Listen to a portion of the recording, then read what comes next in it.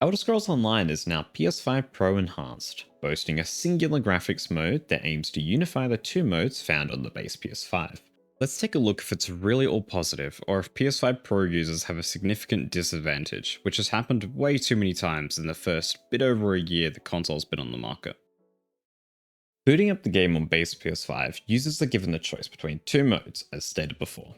Fidelity, which is touted as prioritizing graphical quality by delivering a native 4K image capped at 30 FPS, and Performance mode, which is the smoother 60 FPS option that lowers the resolution to 1440p.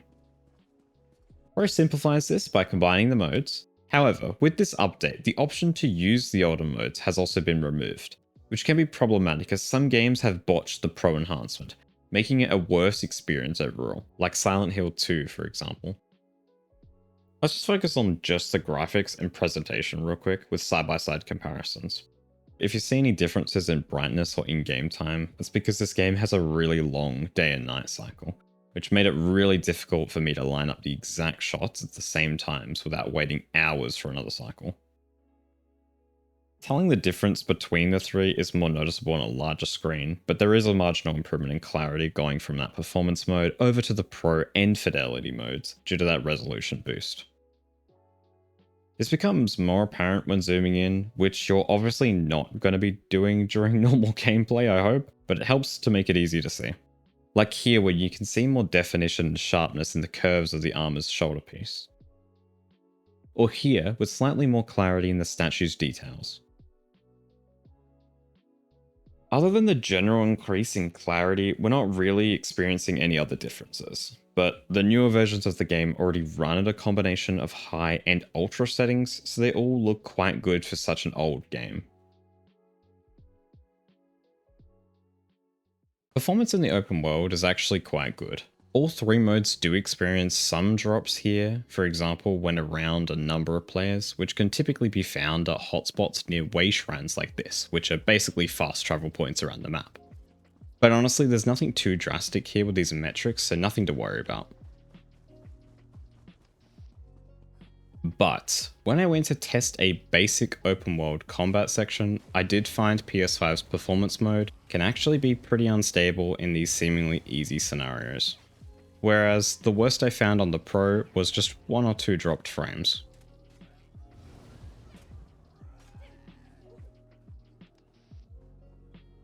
I did test the fidelity mode in every situation too, but I actually found it to be really stable, so you can fully expect it to be basically a locked 30 FPS, aside from a few dips here or there, even in this next area. Dungeons. Fidelity here is honestly really stable throughout, but you'd kind of hope so at that lower frame rate.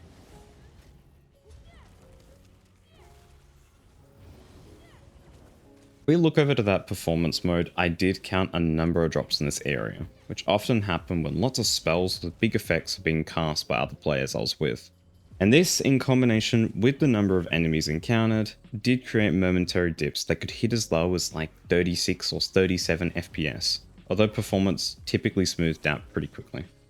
These dungeons are, I'm sure you could probably guess, areas where you team up with 3 other players to battle through rooms full of enemies and bosses to fight to the end.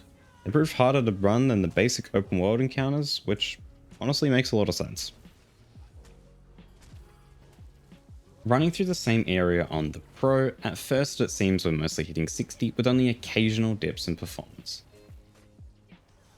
But I did find an extended sequence where the FPS remains under 60, which didn't happen on the PS5 at all in my experience. I was skeptical at first and thought the FPS software that I run the footage through was having some trouble with it.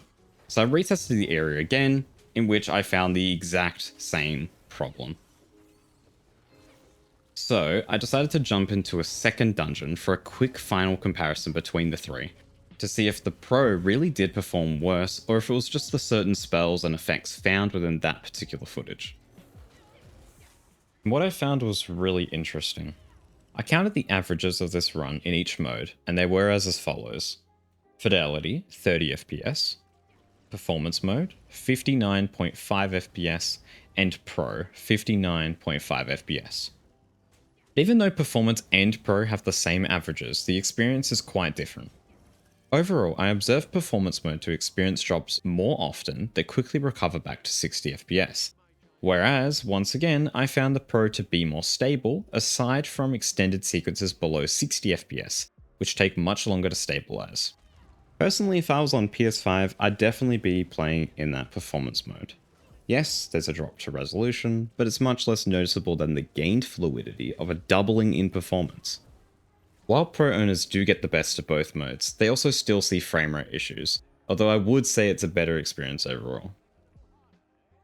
Also, I really wanted to try and get into some PvP matches, but every queue I tried went on for over 30 to 40 minutes with no luck. Even the weekend event mode, which just came out, might just be my time zone, but I genuinely couldn't find anything. Before the video ends, let's quickly see if there's any loading improvements. And I'm just gonna say it, there is barely a difference here. The PS5 Pro does technically improve loading speed, but it's such a minuscule difference that I don't believe a single person would even notice without a direct comparison like this, so. Anyways, that's all for Elder Scrolls Online. As always, thank you so much for watching. I hope 2026 is a great year for all of you. I'll obviously be continuing to make videos, and I do hope to speed up to be a little more consistent, whilst also expanding into potentially Steam Deck videos and maybe the Steam Machine if I end up buying one, and obviously if it's good.